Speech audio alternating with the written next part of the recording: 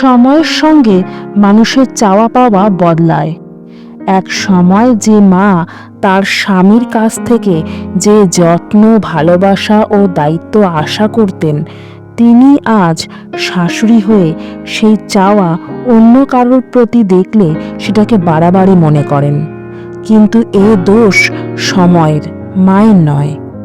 আমি আমার স্ত্রীকে ততটাই যত্নে রাখব যতটা একদিন আমার মা আশা করেছিলেন, কারণ আমি চাই আমার মেয়েও ভবিষ্যতে এমনই যত্নে বেড়ে উঠুক, এমন ভালোবাসার পরিবেশ পাক।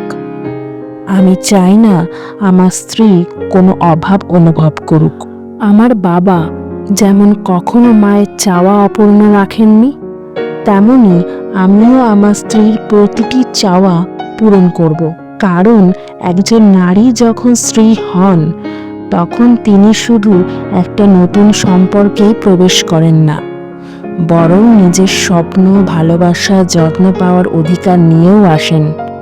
আমি চাই আমার ভালোবাসা আর দায়িত্ববোধের মধ্যে আমার মেয়ের ভবিষ্যৎটাও প্রতিফলিত হোক, যেখানে ভালোবাসা শুধু দায়িত্ব নয়, বরং প্রেরণা।